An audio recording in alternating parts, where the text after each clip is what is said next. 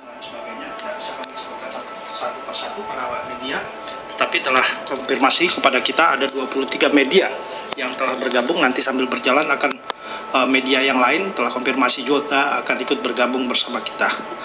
Kesempatan pertama mungkin kami berikan kepada Bu Karo Humas sebagai moderator. Silakan Bu Karo. Terima kasih Pak Kabak.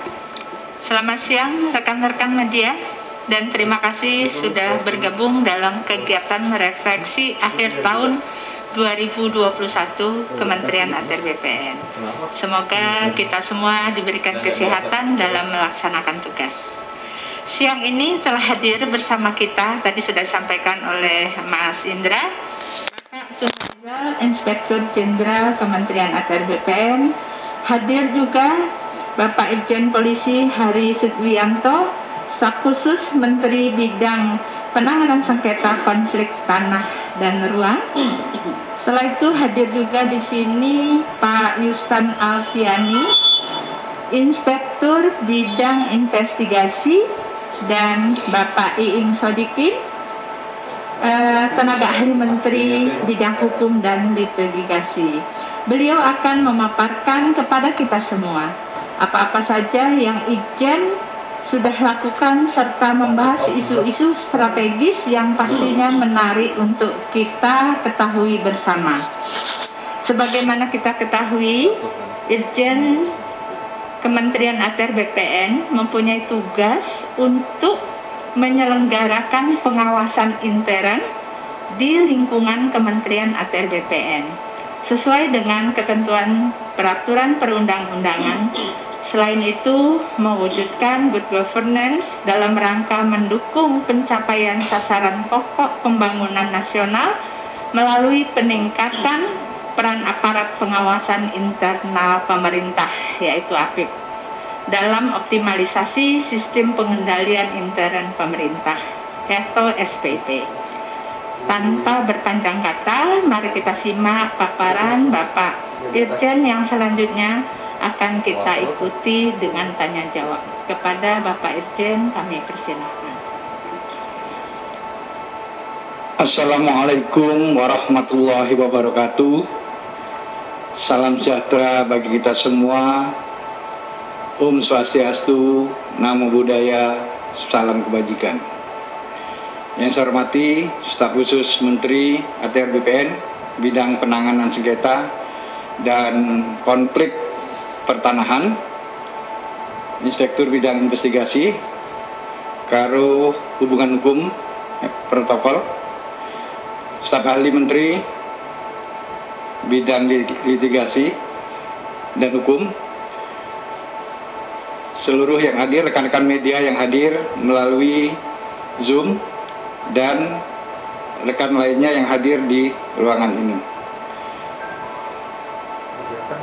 Pada akhir tahun ini, kami ingin menyampaikan sebagai bentuk pertanggungjawaban Inspektorat, sebagaimana tadi sudah disebutkan oleh Karo Hubungan Masyarakat bahwa Inspektorat Jenderal melaksanakan tugas berdasarkan ketentuan peraturan perundang-undangan, khususnya Perpres 47 tahun 2020 tentang Kementerian ATR BPN ATR, Perpres 48 tahun 2020 tentang BPN, kemudian Peraturan Menteri ATR BPN nomor 16 tahun 2020 tentang organisasi dan tata kerja Kementerian ATR BPN.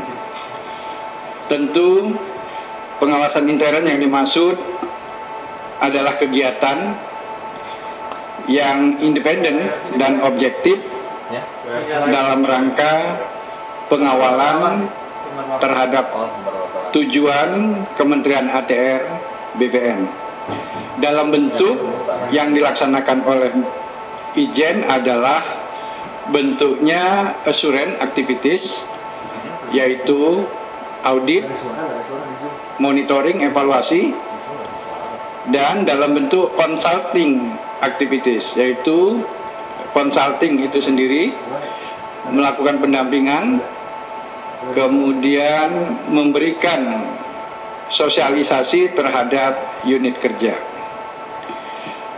penegasan terhadap kewenangan dan tugas dari Inspektorat Jenderal tercantum dalam internal audit charter atau piagam pengawasan internal. Rekan-rekan media, bahwa target kegiatan yang harus dilakukan pengawalan oleh Inspektorat Jenderal sebagaimana tercantum di dalam Renstra tahun 2020 sampai 2024. Antara lain terdapat beberapa kebijakan dan program serta kegiatan. Yang pertama, optimalisasi manfaat penyelenggaraan reforma agraria, terdaftarnya seluruh bidang tanah di Indonesia, terwujudnya RDTR, mewujudkan Kementerian ATR BPN sebagai pusat informasi pertanahan, terwujudnya kantor modern, optimalisasi penerimaan negara bukan pajak, serta terwujudnya standar kompetensi SDM yang profesional. Di dalam melaksanakan tugas pengawalan tersebut, maka tugas-tugas dari Inspektorat frekuensinya sangat tinggi. Oleh karena itu, tugas-tugas penanganan pengaduan masyarakat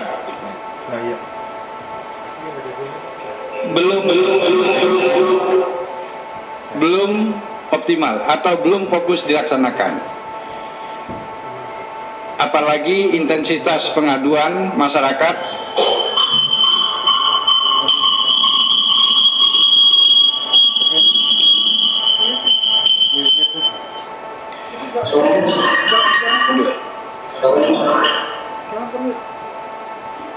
kita lanjutkan, apalagi intensitas pengaduan masyarakat baik mengenai pelayanan pertanahan maupun pengaduan tentang masalah perkara atau sengketa pertanahan semakin hari semakin meningkat. Oleh karena itu, agar fokus di dalam melaksanakan tugas-tugas terhadap pengaduan pelayanan dan pengaduan terhadap permasalahan pertanahan, maka tahun 2020 dibentuk Inspektorat Investigasi.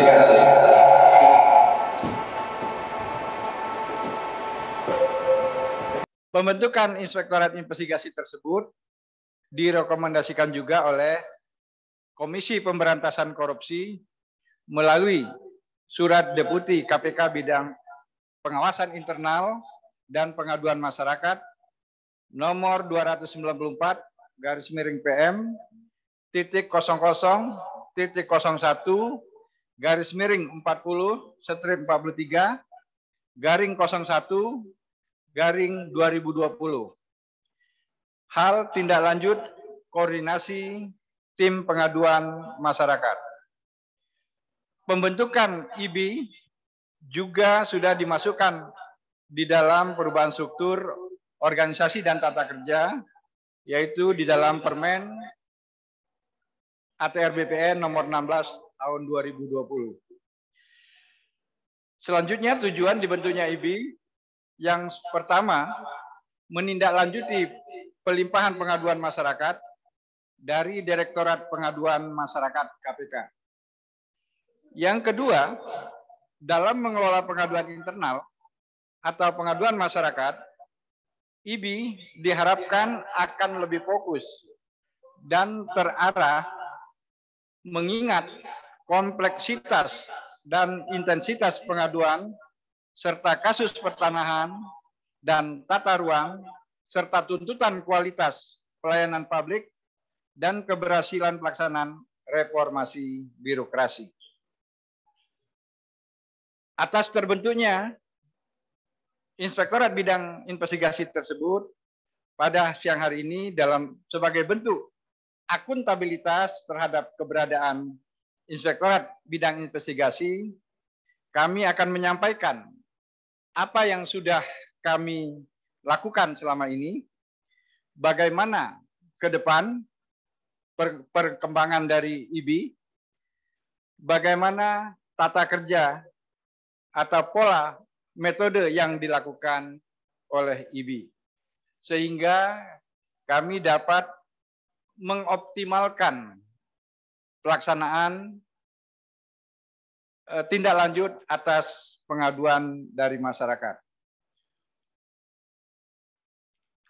Memang di dalam tahun pertama, tahun 2020, mungkin kami belum optimal, mengingat jumlah pengaduan yang sangat tinggi, namun di lain pihak keterbatasan SDM, oleh karena itu belum semua pengaduan dapat tertangani. Sehingga masih antrian masih panjang, tapi kami berjanji antrian-antrian tersebut akan mendapat pelayanan dari kami sesuai dengan tenaga yang ada. Tahun 2022 kami sangat mendapat berita gembira, Inspektorat Jenderal akan mendapatkan tenaga dari alumni Sekolah Tinggi Akuntansi Negara 33 orang dan penerimaan dari umum sebanyak 15 orang.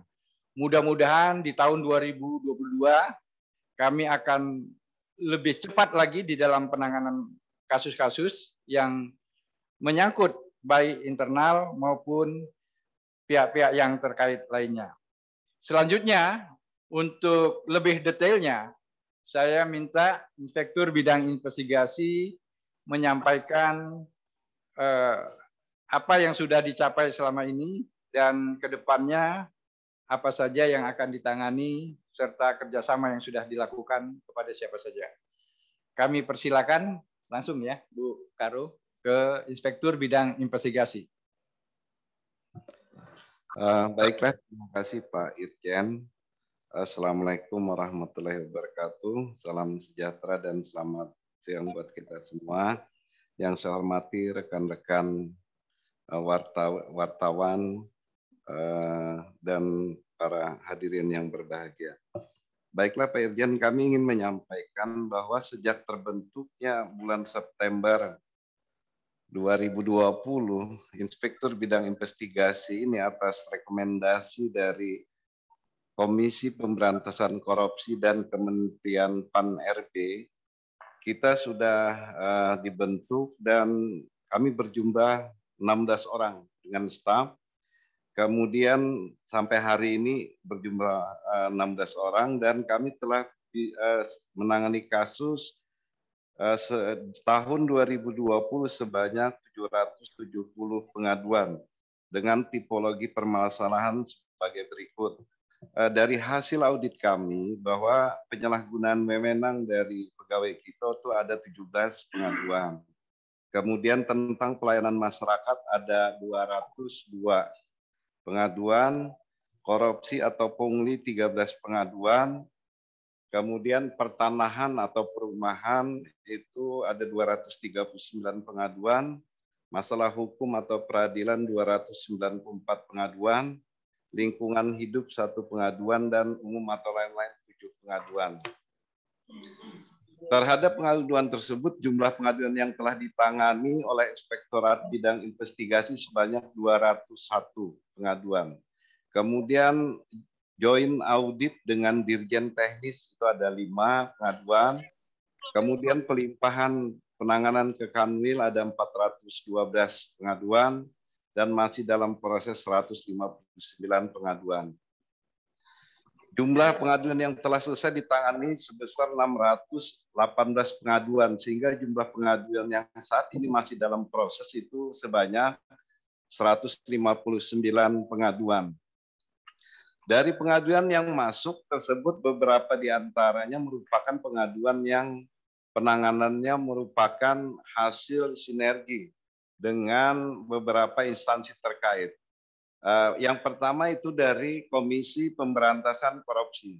Dari KPK itu ada 5 kasus yang melimpahkan ke kita untuk kita lakukan audit. Dan semua sudah selesai.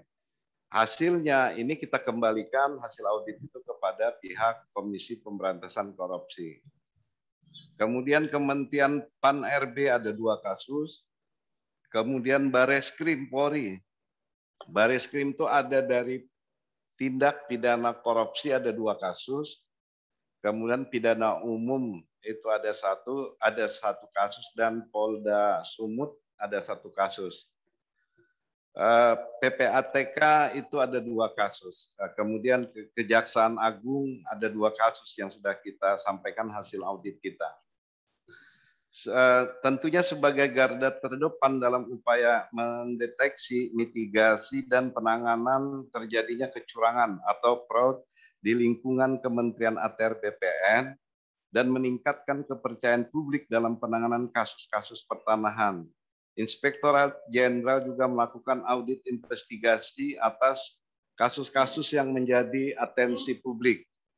Di antaranya kasus mafia tanah SHM 8516 Cilandak. Ini keluarga dari Pak Dino Patijalal, Jakarta Selatan. Kemudian kasus mafia tanah SHM 2575 Pondok Pinang.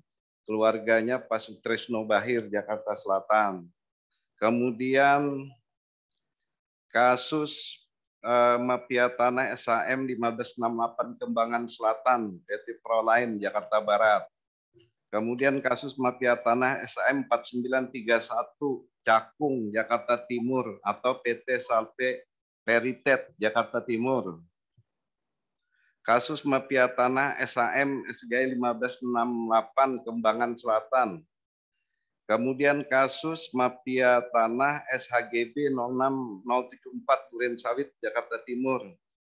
Kemudian kasus mafia tanah pada gugatan aset BMN pada Provinsi Sulawesi Selatan pada sepertiga Kota Makassar. Ini kasus Inca Baharudin yang digugat di pengadilan. Kemudian kasus mafia tanah SHM 02878 Sambirejo Semarang, Jawa Tengah. Kasus mafia tanah pembatalan SHM 05922 Sekarjati, Kota Bandung, Jawa Barat. Kasus mafia tanah SHM 0905 Bangka, Jakarta Selatan.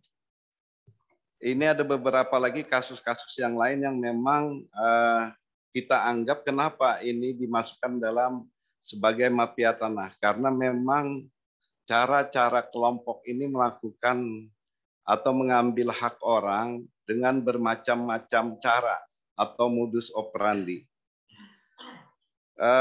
Jadi kita dari audit investigasi dalam hal pengumpulan dan evaluasi bukti untuk mendukung suatu kesimpulan dan temuan audit investigasi dengan fokus pada upaya hipotesa untuk mengungkapkan. Yang pertama itu fakta-fakta proses kejadian. Kemudian sebab dan dampak penyimpangannya. Yang ketiga, pihak-pihak yang terkait atau terlibat atas penyimpangan. Yang keempat, dampak kerugian keuangan negara.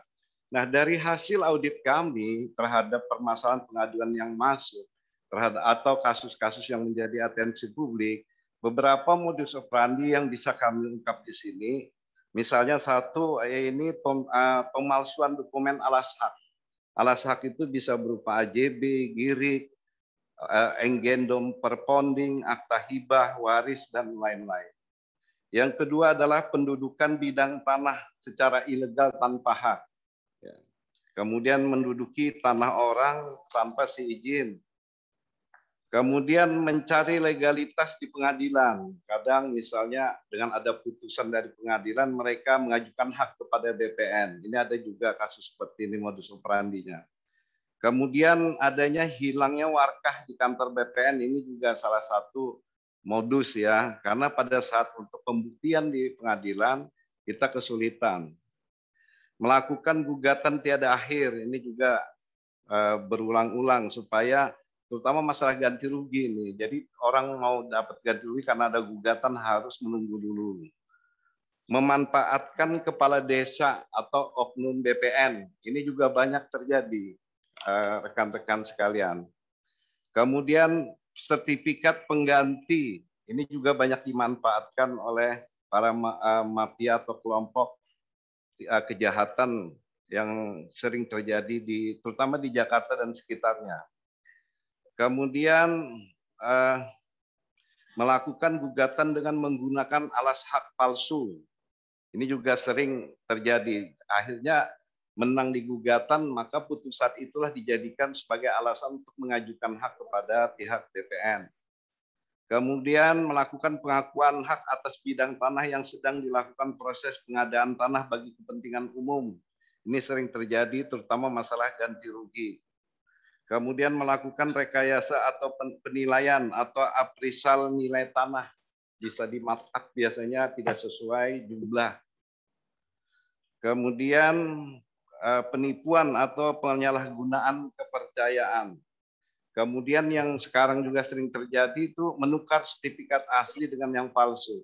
Dengan bermacam-macam alasan meminta kepada pemilik sertifikat dengan alasan untuk pembuatan AJB atau PPJB, tapi sebenarnya beberapa sertifikat ternyata itu ditukar. Itu ada juga terjadi terhadap kasus ini. Kemudian perlu kami sampaikan bahwa sampai saat ini hasil dari penanganan kita bahwa sekitar 125 pegawai yang sudah kita lakukan tindakan disiplin, ya. Baik kalau kita lihat klarifikasinya, hukuman disiplin berat atau ada 32 orang. Hukuman disiplin sedang ada 53 orang dan hukuman disiplin ringan 40 orang. Kemudian selain dari pegawai kita yang melakukan kesalahan yang mendapatkan hukuman, kita juga masuk kepada PPAT. Karena PPAT ini menjadi tanggung jawab Kementerian ATR. Apabila sekarang ini ada kasus mafia tanah, itu tidak menjaga kemungkinan bahwa melibatkan para PPAT, karena pada saat proses di BPN yang bisa akses ke dalam BPN melalui sistem elektronik itu adalah pihak PPAT, karena mereka mempunyai akun dan password yang diberikan oleh BPN, sehingga pada saat peralihan hak dari pemilik kepada pembeli, walaupun dia menggunakan data yang palsu, ini bisa berjalan karena memang akses untuk masuk ke sistem di BPN itu melewati akun dan passwordnya dari PPAT. PPAT sampai saat ini sudah ada sekitar 6 orang yang sudah kita lakukan tindakan. Dari tindakan ini ada yang dicabut SK-nya oleh Pak Menteri, ada juga yang dihukum tidak bisa beroperasi beberapa tahun. Ini tergantung dari hasil putusan yang dilakukan oleh MPPD di tingkat kabupaten dan MPP itu majelis PPAT ya yang ada di provinsi. Apa keputusannya itulah biasanya yang akan dilaksanakan. Demikian yang bisa kami sampaikan. Mungkin kalau ada pertanyaan nanti bisa kita jawab. Demikian Pak Irjen, terima kasih. Assalamualaikum warahmatullahi wabarakatuh. Terima kasih Pak Inspektur Bidang Investigasi. Sebelum Bu Yulia memimpin diskusi, saya sedikit menyampaikan bahwa tadi jumlah pegawai yang dijatuhi hukuman masih 125 seperti yang lama. Ini karena hasil-hasil audit yang baru belum dilakukan BAP oleh tim gabungan antara investigasi dan kepegawaian, masih berjalan. Setelah itu ada rapat tim disiplin. Tim disiplin ini mengusulkan kepada Menteri untuk penjatuhan disiplin. Ini masih dalam proses. Mungkin ada beberapa puluh orang yang tambahan yang akan nanti dirilis kalau sudah ada rapat tim disiplin pegawai dan sudah ada penjatuhan hukuman disiplin dari Menteri. Saya persilakan Bu Yulia untuk memimpin diskusi. Baik, terima kasih Pak Irjen. Kepada teman-teman media, silakan untuk bertanya. Bisa dibuka videonya. Bu, naik Pangaribuan Jakarta News, Bu. Baik, Pak Naik.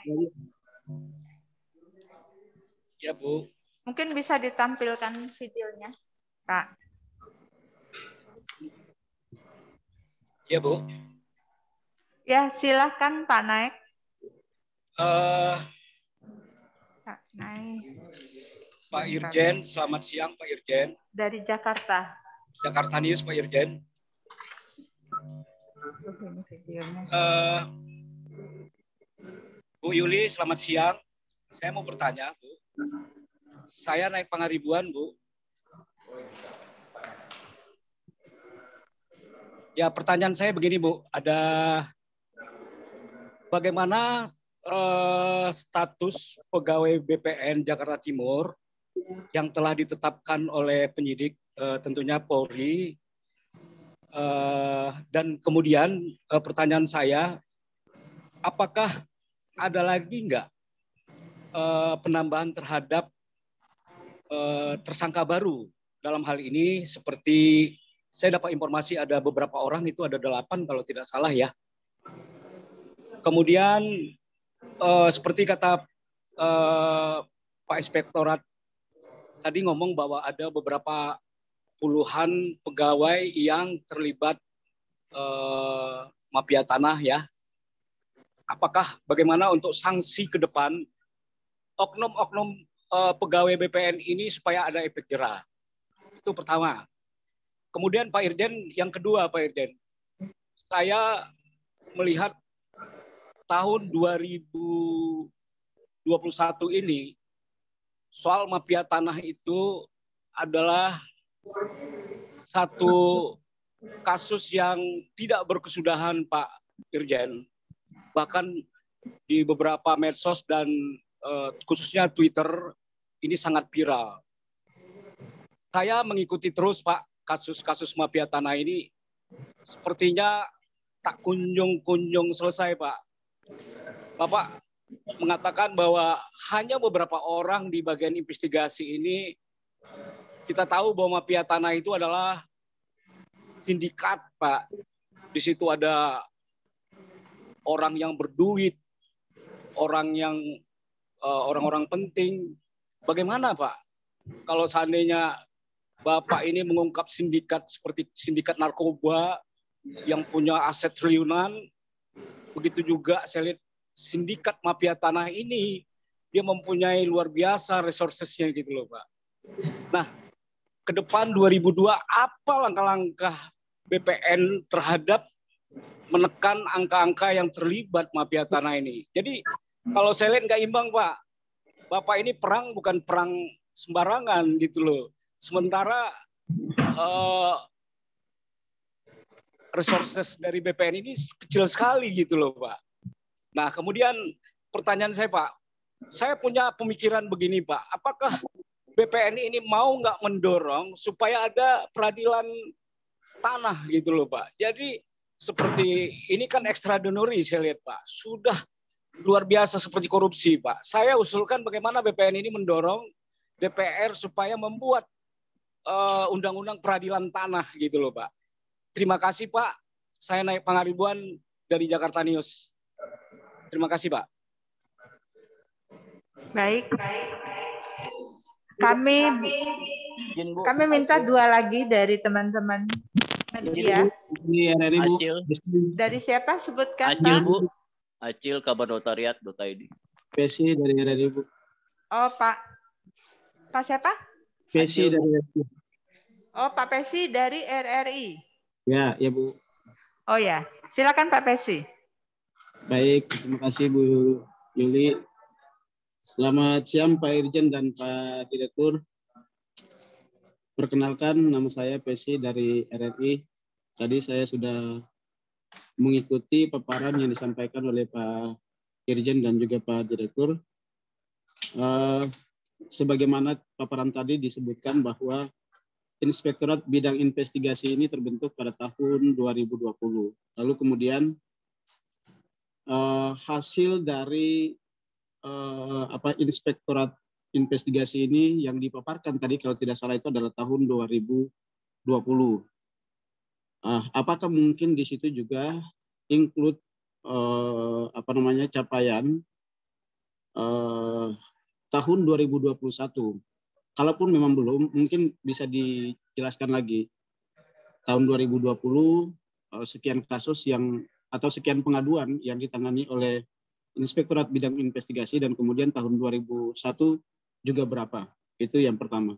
Kemudian yang kedua, tadi disebutkan bahwa terbentuknya Inspektorat Bidang Investigasi ini adalah bagian dari rekomendasi dari Komisi Pemberantasan Korupsi dan Kemenpan RB. Mungkin bisa disampaikan apakah dari kasus-kasus yang sudah ditangani oleh inspektorat ini, misalnya tadi itu terkait dengan pungli dan juga kasus hukum. Sebagaimana kita ketahui ada beberapa kasus yang memang sudah ditangani oleh pihak kepolisian. Dalam hal ini ada Bareskrim, kemudian Polda Metro Jaya. Tetapi apakah juga kasus yang ditangani oleh Inspektorat Bidang Investigasi ini berdasarkan hasil audit yang dilakukan, apakah memang ada kasus yang ditangani oleh Komisi Pemberantasan Korupsi? Itu kedua. Kemudian yang ketiga, soal PPAT. PPAT kalau kita bicara bahwa kasus mafia tanah ini juga tidak terlepas dari peran dari PPAT sendiri. Oleh karena itu memang Pak Menteri berkali-kali sudah menegaskan bahwa PPAT akan dilakukan pengawasan secara ketat. Nah, untuk tahun 2022 mungkin bisa dijelaskan Pak Irjen ataupun Pak Direktur, bagaimana proses pengawasan yang akan dilakukan oleh PPAT pada tahun 2022 nanti. Nah, itu mungkin bisa dijelaskan, karena kalau kita tahu bahwa kasus mafia tanah dari tahun ke tahun itu tidak pernah berhentinya. Siapapun menteri, pasti kasus mafia tanah akan selalu muncul. Tetapi kemudian publik berharap bahwa dengan terbentuknya Inspektorat Bidang Investigasi ini paling tidak akan menekan kasus-kasus mafia tanah. Demikian, itu saja pertanyaan saya. Terima kasih, Bu Yuli. Baik, terima kasih Pak Pesi. Satu lagi. Bu, Acil, Bu. Oh, Acil dari Kabar Notariat. Silakan Pak Acil. Terima kasih Bu Karo. Assalamualaikum, selamat siang. Pak Irjen, selamat siang dan beserta jajarannya. Saya ingin bertanya mengenai satu, kembali ke berkaitan dengan pengawasan terhadap PPAT seperti rekan-rekan lain yang tadi yang ngomong. Menteri ATR Kepala BPN telah mengeluarkan Permen 2 tahun 2018 dengan yaitu tentang Majelis Pembina dan Pengawas PPAT. Sini sampai sekarang sudah berjalan 3 tahun Pak, tapi lembaga ini saya lihat fungsinya sangat kurang walaupun telah menyentuh ke berbagai tingkatan daerah dari wilayah maupun kota atau kabupaten dan langsung dipimpin oleh Kementerian ATR BPN. Untuk kedepannya bagaimana nih Pak untuk mempush lagi lembaga ini untuk menjalankan tugasnya? Karena saya lihat PPAT ini juga banyak sekali melakukan kesalahan-kesalahan yang tidak sesuai dengan protap pada 37 PP 3798. Itu saja Pak. Terus yang kedua masalah kembali ke kerjasama antara inspektorat dengan lembaga lain yaitu KPK dan Pan RB yang telah melakukan rekom. Kedepannya ada Pak kerjasama yang akan dilakukan inspektorat khususnya dengan lembaga-lembaga tersebut yang berhubungan dengan kinerja internal maupun eksternal di kementerian. Terima kasih Bu Karo, itu saja. Baik, terima kasih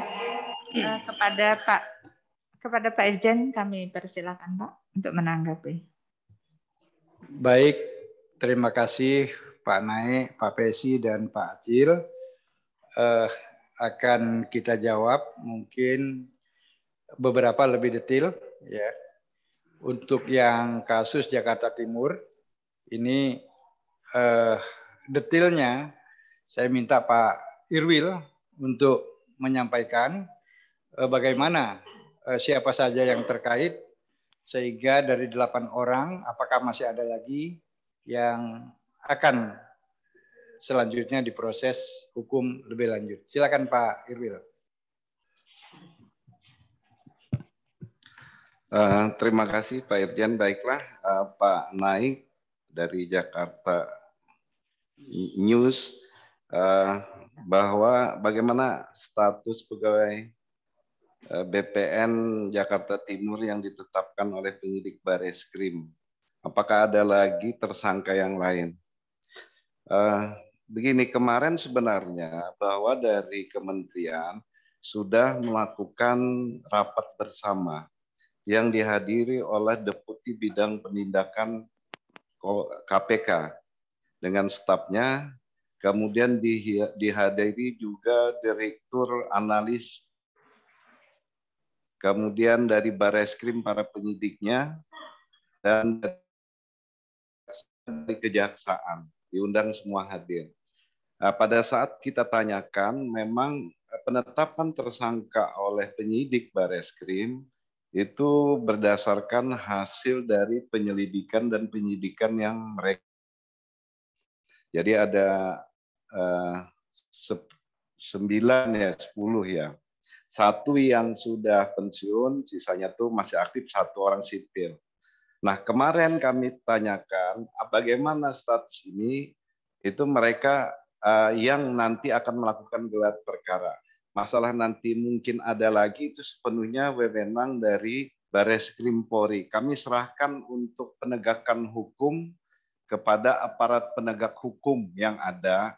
Kami dari BPN ini, apalagi Inspektur Bidang Investigasi, hanya menyajikan data dan fakta yang valid sesuai hasil audit kita, bahwa menyatakan sesuai data dan fakta yang ada, maka nanti kami akan tunjukkan kebenaran yang sebenarnya. Nah, nanti dari pihak penyidik yang akan memakai hasil audit kita. Karena salah satu hasil audit itu adalah bisa sebagai alat bukti tertulis dalam hal proses hukum, hasil audit kita apabila dipakai oleh penyidik. Nah, masalah yang lainnya apakah berkembang, kita tunggu nanti dari Bareskrim. Karena sepenuhnya kan tanggung jawab penyidikan ini kepada aparat penegak hukum. Kemudian kedua, mungkin sanksi yang oknum pegawai, Pak Irjen. Pak, bisa lanjut ya, Bapak. Oke. Baik. Saya minta agak detail Pak, supaya Jakarta Timur itu bisa rekan-rekan wartawan bisa mengetahui. Tentu secara umum saya sampaikan dulu kasusnya itu adalah permasalahan pembatalan adanya keputusan Kanwil DKI nomor 13 tahun 2019 tentang pembatalan 38 SHGB milik PT Salpe. Kemudian setelah dibatalkan, tanah tersebut didaftarkan melalui program PTSL. Setelah didaftarkan melalui program PTSL, terbit SHM 4931 Cakung Barat, sertifikat tersebut dialihkan. Nah, di sini sebenarnya ada hal yang di dalam pembatalan itu yang tidak dilihat oleh Kanwil dan jajaran adalah riwayat hak tanah itu sebenarnya sudah bukan HGB tahun 2011 tetapi mulai dari hak milik tahun 1975 yang kemudian ada peralihan karena perubahan wilayah, kemudian sertifikat tersebut diturunkan menjadi HGB tahun 2011. Jadi kebanyakan tolong berita-berita selama ini hanya dilihat dari HGB. Sesungguhnya sertifikat yang ada sejak tahun 75 terhadap pengakuan hak ya menjadi hak milik atas nama James Daniel Tabaluyan. Nah, kemudian terhadap sertifikat tersebut yang sudah dari hak milik tahun 75 diturunkan tahun 2011 menjadi hak milik, kemudian tahun 2017 ada yang memohonkan, ya, yang memohonkan untuk program PTSL tentu ditolak karena sudah ada sertifikat HGB sebanyak 38. Oleh karena ditolak, maka si permohon Abdul Halim itu mengajukan pembatalan. proses ini diproses oleh Kakanwil bulan Februari, permohonan pembatalan dilakukan tanggal 30 itu hanya berdasarkan keterangan kepala desa yang mengatakan di wilayah yang baru bahwa GIRI itu tidak ada. Padahal itu adalah perpindahan dari dulunya dari Bekasi. Nah, terhadap itu, terhadap proses yang tidak proper itu dilakukan pembatalan dan diajukan berbarengan juga sebenarnya diajukan proses TUN oleh Abdul Halim dan pada akhirnya TUN itu pada putusan terakhir adalah ditolak putusan tersebut. Sehingga karena tidak proper itu dan hanya melihat dari HGB, kami dari Inspektorat tidak melihat sisi manapun melainkan dari proses ini kita batalkan SK Kakanwil tersebut. Karena apa juga? Karena bukti yang dimiliki ayat alas hak dari Abdul Halim itu hanya 5.500, padahal yang diajukan sebesar 7.700 sehingga tidak sesuai. 77.000 ya. Sehingga ini tidak pas juga. Kemudian yang diukur pada saat mengajukan PTSL yang diukur hanya 22.000. Padahal yang dijadikan sertifikat 77.000. Atas dasar yang diukur 22.000 itu oleh KJSKB, oleh oknum-oknum yang 8 tadi, dibuatlah di quality control menjadi 77.000 dipaksakan. Dan gambar ukurnya menjadi 77.000, bukan 22.000 yang diukur di lapangan. Kemudian dalam prosesnya ada keberatan dari pihak-pihak yang dibatalkan tadi, dari pihak Salpe, namun proses PTSL tetap berjalan. Akhirnya pada tanggal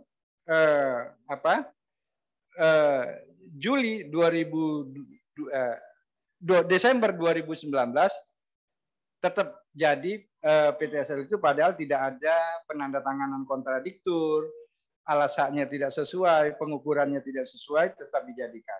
Oleh karena itu kita rekomendasikan juga sertifikat yang lahir ini dibatalkan juga. Jadi tadi pembatalan terhadap EHGB 38 itu kita rekomendasikan dibatalkan.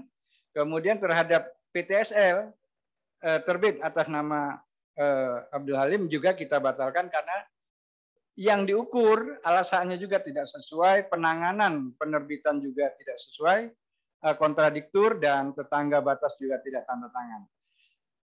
Juga tidak penanganan keberatan dari tetangga yang bersangkutan dari PT Salpe juga tidak digubris oleh 8 orang tersebut. Nah, setelah itu dilakukan peralihan juga masih dalam status adanya relas dari pengadilan. Ini tetap dialihkan. Oleh karena itu Pak Naik, setelah 8 orang ini seharusnya mulai dari prosedur pembatalan, pembuatan sertifikat, ini pasti ada orang-orang yang terkait, bukan hanya 8 orang yang di bawah itu saja. Tetapi sekali lagi itu kami serahkan sepenuhnya kepada penyidik. Akan sampai di mana? Siapa yang memodali, siapa yang apa? Mungkin nanti kalau penyidik KPK bisa melihat juga hasil PPATK yang beredar untuk dalam kasus ini. Selanjutnya ke depan oknum yang terlibat yang terlibat di dalam kasus mafia tanah, kami sekuat tenaga atau semaksimal mungkin menggunakan PP 94 tahun 2021 tentang hukuman disiplin pegawai. Di situ ada hukuman sedang, ringan, dan berat. Tentu kalau hukuman berat ini sampai pemberhentian. Namun kalau itu sudah kita berhentikan, dari penyidik tetap ingin melakukan penyidikan, itu juga kita akan berikan data-data yang sudah kita ambil di dalam proses audit investigasi. Nah, data-data tersebut kemudian kita biasanya meminta laporan hasil audit. Kita akan tadi jumlahnya sangat sedikit, tetapi kita tidak khawatir. Kita telah melakukan koordinasi. kepada tentu KPK, yang kedua kepada penyidik, ketiga PPATK, dan tentu koordinasi, kemudian komunikasi, kolaborasi, ini yang perlu kita lakukan sambil nanti tahun 2022 kita mendapat tambahan supaya lebih banyak lagi tim auditor investigasi sehingga penanganannya lebih kuat. Kalau kami tidak berkoordinasi, tidak berkomunikasi, tidak berkolaborasi, sebanyak apapun auditor kami, ini tak akan kuat kami melaksanakan sendirian. Ini mewajibkan kami bekerja sama dengan lembaga-lembaga penyidik dan lembaga lainnya, tentu di dalam rangka penuntasan kasus-kasus mafia tanah. Memang selama ini penuntasannya lama sekali. Setelah audit, kita rekomendasi pembatalan. Biasanya rekomendasi pembatalan itu masih juga di-challenge di TUN atau bahkan di Perdata, sehingga panjang sekali. Saya sepakat sekali, Pak. Dan kementerian sudah mencoba untuk mengusulkan di dalam rancangan undang-undang pertanahan, yaitu peradilan pertanahan. Sayangnya pada tahun 2020 ya Pak ya, 2019 itu belum lanjut, masih di pending. Mudah-mudahan atas nanti masukan-masukan dari kementerian dan bapak-bapak juga dari media, ini bisa dilanjutkan lagi. Konsepnya, draftnya sudah ada konsep peradilan pertanahan. Namun ini tidak mudah, mungkin nanti akan berkoordinasi juga dengan Mahkamah Agung dan lain-lain agar konsep ini bisa bisa dilanjutkan menjadi undang-undang. Ini sangat baik sekali agar tidak jadi peradilan-peradilan yang terus-menerus. Ada TUN, ada pidana, ada perdata, diulang lagi, perdata kalah, perdata 1, perdata 2, TUN 1, TUN 2, dan lain-lain, sampai adanya putusan itu ingkrah. Setelah itu ada juga PK, PK1, PK2, panjang sekali Pak. Saya setuju sekali Pak Naik, itu mudah-mudahan nanti ada ke arah sana ya Pak ya. Selanjutnya, yang kedua, untuk dari Pak Pesi di RRI, Pak Yustan, ini yang dilaporkan tadi 2020 atau 2021 atau sampai dengan? Silakan Pak. Baiklah, data yang tadi kita sampaikan, 2020 itu kan baru September Inspektur Bidang Investigasi ini dibentuk. Jadi data ini dari September 2020 sampai dengan Desember 2021. Jadi setahun 3 bulan, karena dibentuknya bulan September Pak. Kemudian terbentuk IB atas rekomendasi KPK. Apakah kasus yang David ada yang ditangani oleh KPK? Itu tadi salah satu pertanyaan dari Pak Tesi ya Pak. KPK sampai saat ini sudah 5 minta audit kepada kita. Jadi ada beberapa kasus yang diminta untuk dilakukan audit. Ada yang memang dari Direktur Gratifikasi dan Pelayanan Publik, tapi sifatnya itu lebih banyak pencegahan. Tetapi yang dari penindakan itu adalah sudah penindakan. Ya, jadi sudah 5 diminta oleh KPK Pak. Kemudian dari Bareskrim sendiri sudah ada 3 minta ke kita. 2 dari tindak pidana korupsi, 1 dari pidana umum, dan 1 di Polda Sumut. Sekarang ini ada lagi Polda Kaltim minta ke kita hasil audit. Jadi pada intinya kami akan menyajikan fakta yang sebenarnya sesuai dengan dokumen yang ada. Jadi kebenaran kita harapkan bisa muncul. Tetapi untuk melanjuti penindakan penegakan hukumnya itu sepenuhnya kami serahkan kepada aparat penegak hukum, baik dari penyidik, penuntut maupun hakim. Kemudian PPAT akan diadakan pengawasan PPAT. Memang kalau kita lihat dari beberapa kasus, contohlah kasus misalnya Dino Patijalal, itu kan sangat ramai, sangat viral. Sebenarnya PPAT-nya itu sudah dicabut Pak Menteri SK-nya, sehingga tidak bisa beroperasi lagi. Nah, secara administrasi, tindakan yang dilakukan kementerian sudah sangat berat dilaksanakan. Nah, masalah nanti apakah dia terlibat atau bagian dari mafia itu nanti mungkin kita serahkan juga sepenuhnya kepada penyidik yang menangani kasusnya. Karena mungkin bisa saja dia kan kena pasal turut serta membantu 55 atau 56 biasanya. Tapi itu kita kembalikan ke penyidik. Tetapi bagian dari kementerian ini sudah kita ambil, yaitu mencabut SK yang bersangkutan karena kita indikasi turut serta di dalam melakukan perbuatan tersebut. Kemudian bagaimana pengawasan BPK dengan terbentuknya majelis ini ya, MPPD yang atau MPP ya di wilayah. Memang biasanya setelah kita audit, ternyata ada kita temukan indikasi bahwa PPAT tersebut terlibat atau menjadi bagian dari permasalahan itu, maka kami segera membuat rekomendasi kepada kepala kantor wilayah BPN di mana dia terdaftar atau bekerja. Kami minta segera dilakukan sidang di MPPD-nya dulu. Nah, nanti setelah sidang barulah diputuskan oleh mereka, kemudian ditindaklanjutin ke provinsi. Setelah itu baru nanti hasilnya akan disampaikan ke menteri. Tetapi kami tetap mengawasi apakah putusan yang setelah dilakukan sidang itu sesuai enggak dengan tindakan yang dia lakukan. Kalau kami merasa itu terlalu ringan, kami akan melakukan usulan bahwa itu tidak sesuai, maka kita bisa diperberat penindakan atau tindakan hukumannya berupa administrasi. Pokoknya yang paling berat itu akan dicabut SK-nya sehingga dia tidak bisa lagi beroperasi atau bekerja sebagai PPAT. Kemudian ini juga dari Pak Acil mungkin langsung pengawasan terhadap PPAT ya. Ini sudah 3 tahun belum terlihat perannya. Memang kita harapkan nanti dengan terbentuknya Inspektur Bidang Investigasi ini, kami walaupun melihat ada misalnya viral di berita, kira-kira melibatkan baik BPN maupun PPAT, kami akan peran secara aktif untuk mencari informasi tentang permasalahan tersebut. Dan apabila nanti kita indikasi, kita lakukan dengan data yang cukup, maka nanti kita akan lakukan audit. Nah, dari hasil audit akan kita berikan rekomendasi ke menteri dan kepada yang membina Dirjen Pembinaan PPAT ini untuk segera melakukan pembinaan. Itu dari hasil rekomendasi kita, Pak. Kemudian apakah ada kerjasama inspektorat dengan lembaga lain, KPK, PPATK?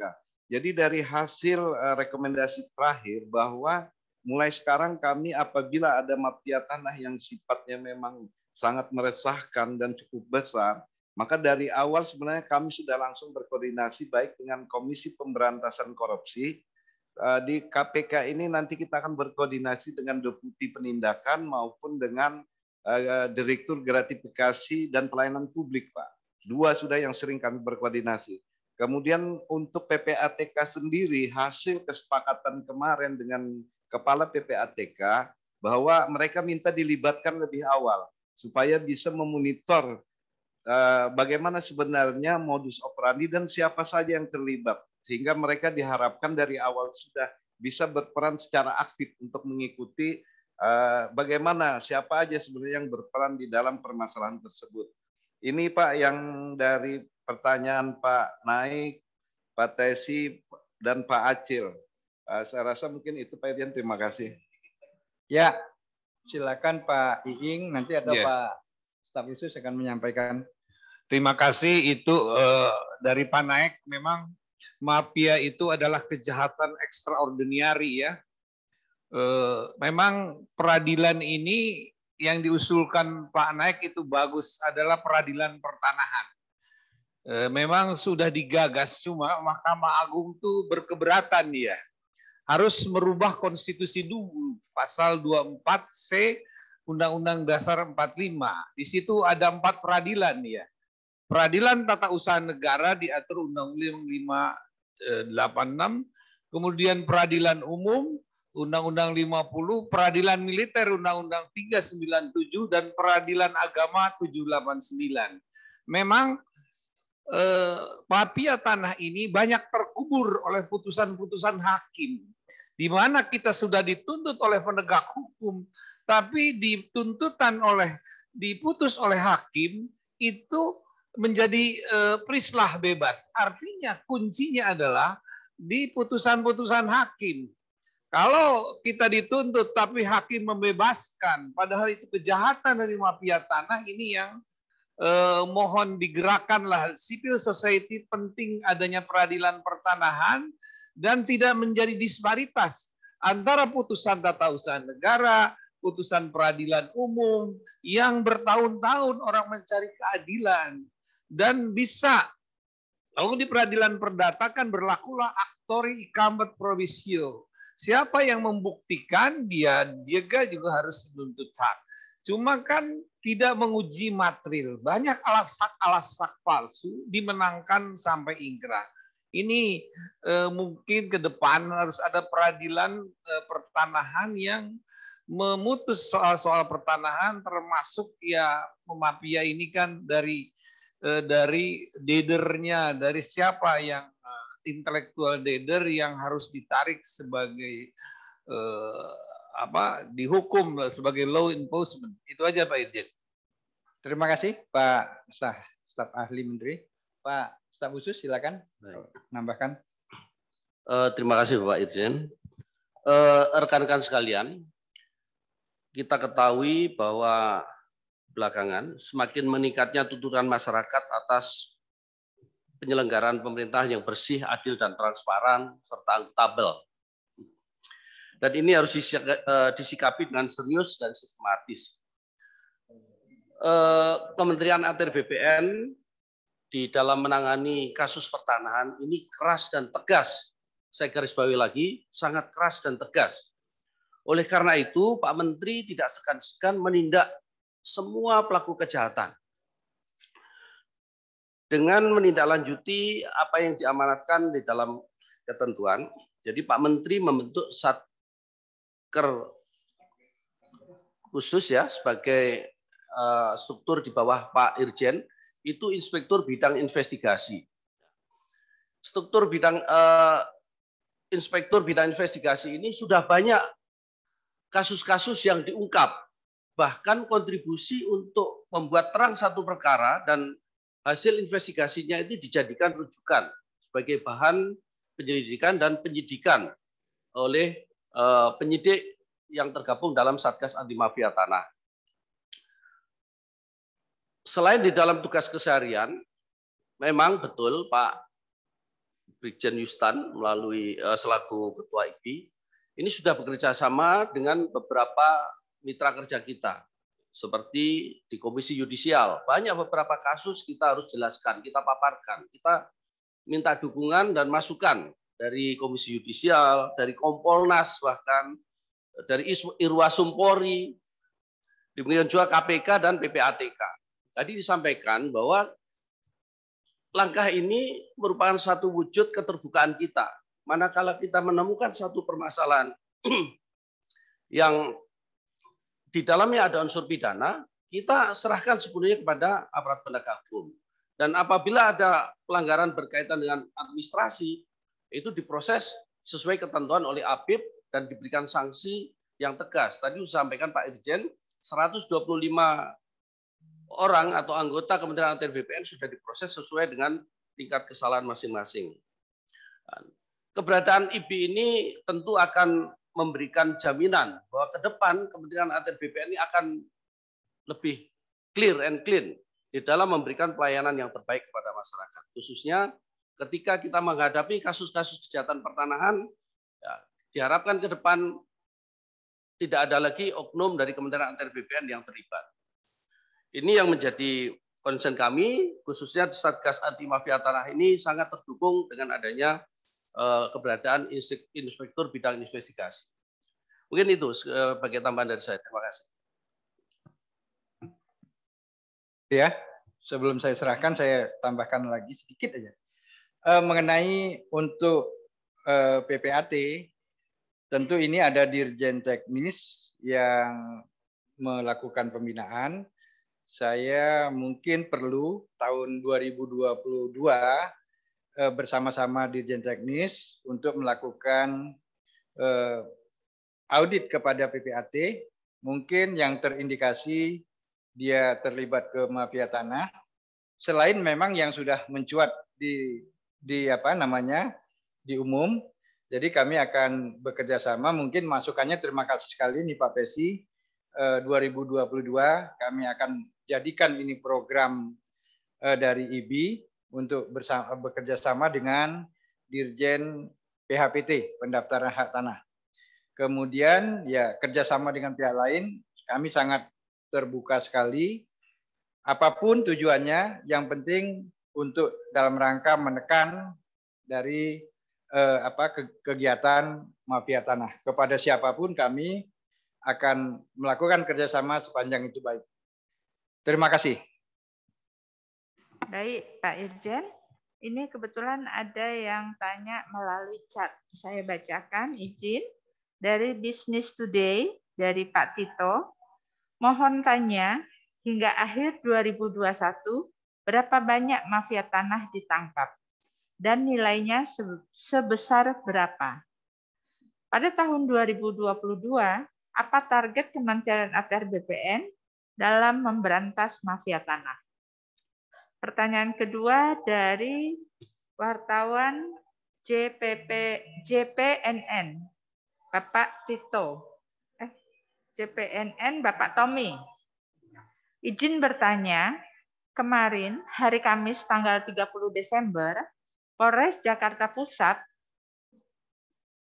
10 orang sindikat mafia tanah. Salah satu yang terlibat adalah Camat Kasemen selaku PPATS dan petugas ukur BPN Serang. Sehingga bisa terbit 7 sertifikat di atas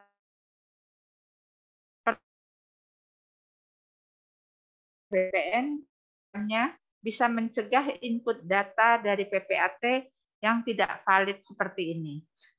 Untuk chat hanya baru 2, Pak Irjen. Mungkin kami serahkan Pak Irjen dulu untuk menanggapi. Terima kasih.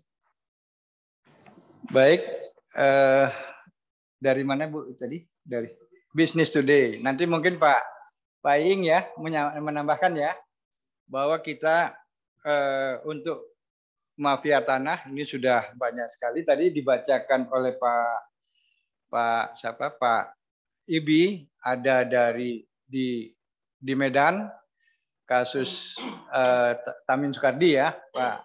Kemudian di Padang kasus Lehar, kemudian di Banten itu menyangkut Krakatau Steel, ya Krakatau Steel, kemudian ya yang sedang ditangani ini termasuk di PT Salpe, ya. Ini kalau menyangkut nilainya luar biasa ini, ya, apalagi yang menyangkut Lehar. Berapa luas? Nanti Pak Ing tolong ditambahkan ya. Nanti berapa besar, berapa luas, berapa banyak masyarakat yang ada di situ korbannya. Mungkin ini bisa ditambahkan oleh Pak Ing nanti ya. Kemudian kalau tahun 2022 ya tentunya targetnya kita menuntaskan yang kasus-kasus mafia tanah yang masuk ya. Daftar tungguannya ada sampai banyak ini ya Pak Inspektur IBI, sehingga masih nanti kami prioritaskan mana yang menyangkut dampaknya besar, kita akan prioritaskan. Nanti mungkin juga contoh-contoh kasusnya bisa ditambahkan nanti yang ke depan yang akan ditangani oleh Pak Inspektur IBI. Silakan Pak Ing, tambahkan tadi hasil-hasil yang kita kerjakan tahun 2021.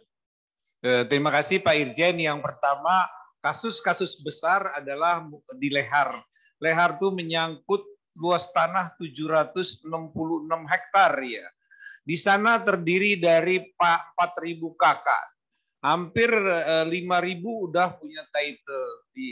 Nah, kemudian mafianya sudah diputus sampai tingkat Mahkamah Agung adalah Saudara Eko dituntut 2 tahun ditambah kejahatan yang kedua 2 tahun. Selama ini di atas 6 kelurahan itu menjadi status quo, diblok oleh mafia seolah-olah dia punya tanah adat Lehar, tapi setelah diadakan pengukuran hanya 3, hektar. Itu keberhasilan yang besar. Nilainya di atas 2 triliun ya. Yang kemudian sport center. Sport center tuh kejahatan juga sama. Dia menggugat atau tanah 330 hektar sudah ditetapkan tersangka 2 dan diputus lurah, kemudian 2 orang lainnya diputus sampai tingkat kasasi. Termasuk Tamin Soekardi itu kejahatannya juga sama, itu nilainya di atas 1,5 triliun. Jadi kalau nilai yang paling besar banyak sekali, kalau kejahatan di Jakarta Timur kalau dihitung itu 4,3 triliun. Jadi banyak keberhasilan yang di Satgas Mafia Tanah, cuma juga tantangan bagi kita adalah putusan hakim. Ini yang putusan hakim itu banyak juga mafia itu dibebaskan. Jadi kita sampai penegak hukum sudah menuntut sampai P21, tapi kenyataannya hakim itu banyak membebaskan. Padahal terang benderang kejahatan yang dilakukannya. Ini memang tugas berat adanya peradilan pertanahan yang supaya kan putusan itu kan ya bermacam-macam, ada putusan tun, putusan peradilan umum, disparitas, dan inilah banyak kejahatan-kejahatan pertanahan itu dikubur oleh putusan hakim yang sangat kontroversial dan kita adukan ke KY. Artinya penting suatu kerjasama, sinergitas antara penegak hukum, artinya KPK, PPATK, kemudian Bareskrim, dan hakim. Hakim itu dia kan independensi, tapi banyak putusan yang kontroversial dan kita mengadu kepada KY. Memang KY ini kan kesusahan, kan dia berdasarkan Tuhan Yang Maha Esa. Ini tugas berat dan inilah mohon dukungan dari para wartawan, civil society. Bagaimana ke depan ini kejahatan ini kan harus kita tindak, harus kita berantas. Tapi kalau putusan hakim dia berpihak kepada kejahatan, inilah yang kita harus bangun dari civil society supaya sampai ke akar-akarnya mafia itu, termasuk ya siapa pendananya. Aktor intelek dader itulah yang kita tuju, Kak. BPN ada bagian, tapi itu juga dia korban daripada kejahatan yang diiming-iming oleh seorang mafia. Terima kasih, Pak Ejen. Baik, mungkin saya akan ini dapat angka konkretnya. Angka konkretnya yang ditangani oleh Satgas Mafia Tanah selama 4 tahun, dan tentunya IBI berperan di 2 tahun terakhir. Dari 4 tahun ini, kita sudah menangani 244 kasus atau di dalam target per tahunnya, karena menyesuaikan dengan kondisi, 61 target kasus mafia tanah, sehingga selama 4 tahun ini sudah 244 yang kita tangani. Yang terpenuhi aspek pidana P21 80 kasus, yang sudah vonis 25 kasus, sisanya masih dalam sidik dan lidik. Termasuk juga di dalamnya proses pembatalan sertifikat ada 58 kasus. Itu konkretnya jumlah yang kita tangani berdasarkan program kerja yang ada di Satgas Mafia Tanah. Selanjutnya untuk dari JPNN, ya ini kita sudah berkoordinasi juga. Kasus ini masih dalam pengembangan dari Polres Jakarta Pusat. Kita sudah berkoordinasi, tentunya kita sedang menunggu apa peran-peran dari masing-masing ini, camat, petugas ukur, atau petugas lainnya di BPN. Tentunya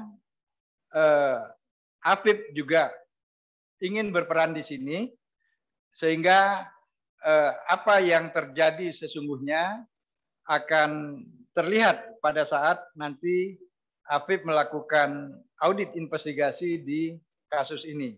Kemudian kita akan lihat peran masing-masing, tentunya akan terungkap nanti siapa melakukan apa. Nah, mengenai ATR BPN untuk mencegah seperti kasus-kasus mafia tanah, sebenarnya Bapak Ibu sekalian, kita sudah mendengar program dari ATR BPN, yaitu untuk mendaftarkan seluruh bidang tanah. Nah, di pendaftaran seluruh bidang tanah ini, kita ingin mendudukkan setiap bidang tanah, dan setiap bidang tanah ini harus mempunyai nomor induk bidang tanah, dan harus memiliki titik koordinat. Sehingga akan susah ada dua bidang tanah apabila dia akan dilandingkan di koordinat yang sama, di NIB nomor induk bidang tanah yang sama.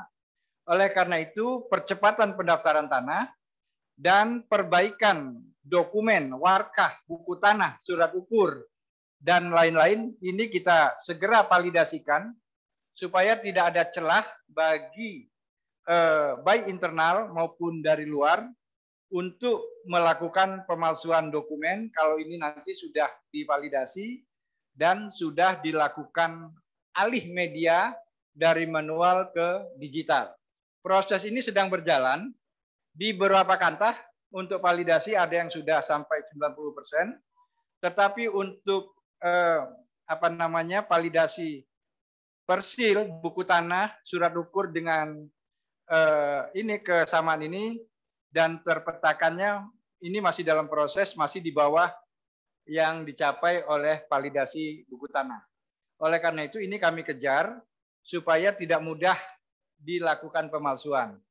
Dan ke depan memang lebih aman apabila kita ke depan ini ada wacana untuk dilakukan pendaftaran secara elektronik dan hasilnya akan dilakukan secara elektronik. Ini akan lebih mudah untuk mengawasi sepanjang memang nanti sistemnya kita buat yang paling baik ya, tentu yang terbaik supaya tidak mudah dilakukan intervensi dari pegawai internal. Sehingga kalau ini sudah pelayanan elektronik ke depannya, seperti kita nanti pelayanan di perbankan, kalau ada transaksi akan ada notifikasi bahwa apakah ini Anda atau bukan yang melakukan transaksi pertanahan. Ini mungkin ke depannya mimpi kita sedang dalam proses. Intinya perbaikan buku tanah, warkah, dan persil bidang ini sangat penting dan ini sedang dilakukan selama ini. Dan bagi kantor-kantor yang sudah bisa melakukan ini secara lurah kelurahan, desa demi desa, dan kecamatan serta kota secara penuh, ini tentunya datanya akan lebih sulit untuk dipalsukan. Saya pikir itu, Bu Yulia. Pak Yustan, masih ada yang mau tambahkan? Baik, Pak Irjen. Rekan-rekan media, apakah masih ada yang ingin ditanyakan?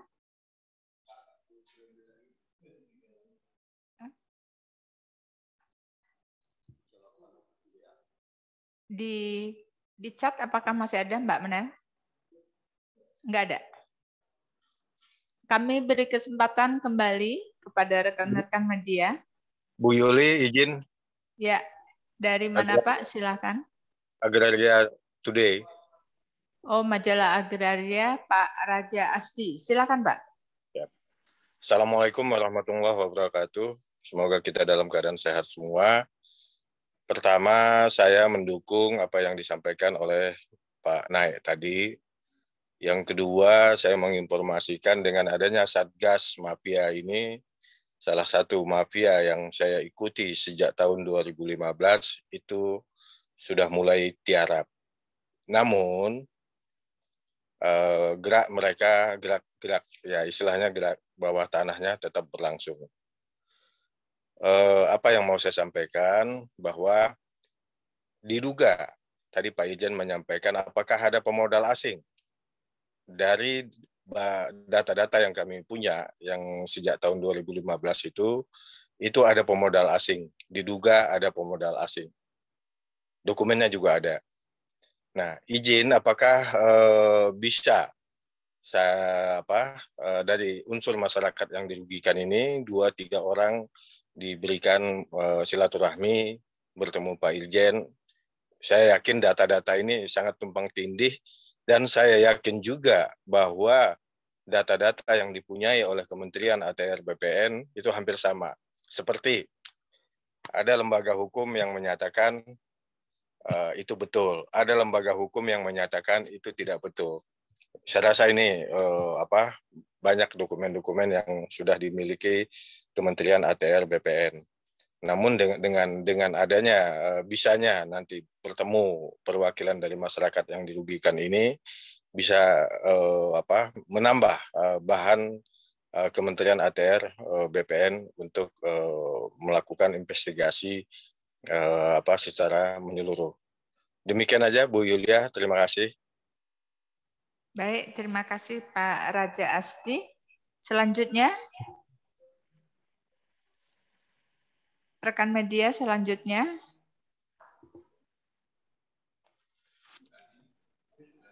Ya, Bu Yulia sedikit. Boleh? Dari? Agraria tadi ada tertinggal sedikit. Ada tambahan. Silakan Pak. Ya, sedikit aja. Secara informal hal ini saya sudah komunikasikan dengan Pak Indra Kabak ya, secara informal. Setelah saya informasikan, saya ke tempat kantor itu sekarang mereka sudah tiarap dan kantornya sudah pindah. Nah, nanti dokumennya juga bisa disampaikan oleh masyarakat yang dirugikan itu. Demikian aja Bu Yulia, terima kasih. Baik, terima kasih. Selanjutnya, rekan media lain, ada yang ingin ditanyakan? Siapa? Baik, jika tidak ada, kami minta Pak Irjen untuk menanggapi. Terima kasih. Baik, Pak Raja Asdi dari Majalah Agraria. Terima kasih dukungannya Pak. Tadi apa yang disampaikan Pak Naik tentunya juga menjadi harapan kita untuk bisa terwujudnya peradilan pertanahan. Mudah-mudahan suara-suara kita didengar di pihak-pihak yang mempunyai kewenangan untuk mewujudkan ini. Mudah-mudahan ke depan di dalam Undang-Undang Pertanahan akan terwujud di dalamnya pendirian peradilan pertanahan. Kemudian ya mengenai mafia ini yang selama ini kami tangani, kita bekerja sama dengan PPATK yang kami temui pemodalnya masih orang-orang ya kalau menurut saya masih kategori WNI gitu ya. Mungkin dia mendapatkannya dari luar bisa jadi ya kategori WNI walaupun WNI-nya bagaimana yang jelas masih WNI dan ini kita selalu disuplai oleh PPATK termasuk kasus yang terakhir-terakhir ini sebenarnya dengan gampang sekali itu kalau ditangani oleh KPK ya siapa yang mendapatkan apa bisa diketahui karena itu kami tidak khawatir walaupun mendapat serangan-serangan dari berbagai macam ya data-data itu bisa saja nanti digunakan oleh KPK atau penyidik lainnya untuk membuktikan sesungguhnya siapa yang berada di balik pendanaan mafia tanah tersebut. Ya tentunya Pak Presiden sudah memerintahkan Pak Menteri sudah memerintahkan Satgas Mafia Tanah, Dirjen 7 juga Inspektorat Bidang Investigasi, kita akan gaspol, ya akan gaspol, tidak akan gentar untuk menghadapi ini. Itu yang perlu dicatat. Kemudian mengenai data-data, tentunya kita sangat senang sekali kalau ada masukan-masukan dari berbagai pihak, tentunya dari data itu nanti kita lakukan expose, ya kita lakukan rapat dengan mengundang pihak-pihak yang terkait, termasuk dari Mabes juga sering kita libatkan di awal, juga dari kejaksaan untuk menilai apakah kasus-kasus itu layak atau bisa segera kita tindak lanjuti. Sehingga dari Satgas Mafia Tanah juga IBI berkolaborasi dengan berdasarkan sekecil apapun sumber-sumber informasi yang masuk kepada kami. Memang kami akui kita masih terus mengembangkan jumlah SDM dan tim-tim auditnya. Semoga di tahun-tahun 2022 ini akan berkembang lagi jumlah timnya serta kerjasama dengan pihak-pihak yang berwenang, penyidik dan lain-lain ini bisa lebih erat lagi. Saya pikir itu Pak Iing, ada yang mau ditambahkan? Pak Yustan, Bu Yulia, Pak. Nah, sebelum saya serahkan kepada Bu Yulia, saya ingin juga teman-teman media selalu sebagai kepanjangan tangan kami juga mensosialisasikan kepada masyarakat bahwa berhati-hati terhadap sertifikat atau dokumen pertanahan. Jangan sampai sertifikat itu jatuh kepada pihak lain, sehingga kalau dokumen asli, sertifikat asli dibawa ke BPN, BPN wajib melayani karena kalau sertifikat yang asli dibawa untuk pengecekan apakah ada hak tanggungan, apakah ada sengketa, apakah itu clean and clear, kita wajib melayani. Oleh karena itu di dalam beberapa kasus pertanahan, sertifikat itu sering dicuri atau diambil melalui lembaga keuangan secara tidak sah atau melalui orang-orang terdekat. Sehingga kami berpesan supaya masyarakat juga berhati-hati di dalam memegang bukti sertifikat atau hak kepemilikan. Yang kedua, kalau sudah ada hak, baik itu HGU, HGB, tentunya wajib dilakukan penguasaan fisik. Jangan ditinggalkan kemana-mana, tanahnya nanti ada yang memanfaatkan, biasanya digarap berpuluh-puluh tahun, sehingga terjadilah jual beli di bawah tangan, sehingga ini menambah banyak pihak yang bermasalah.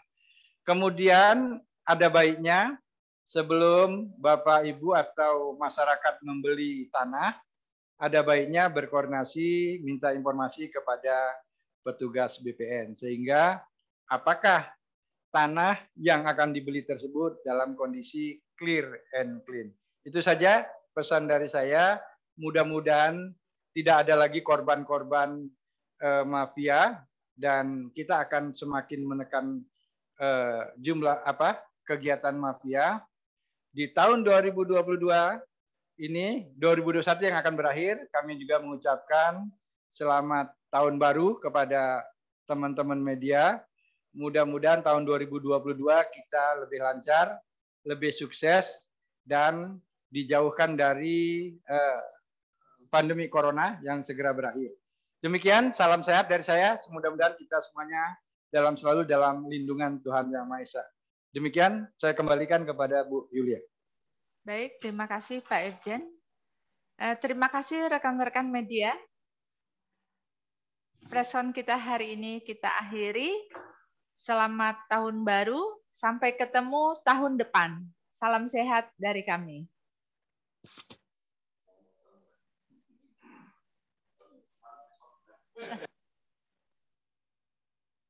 Sudah tahun baru besok.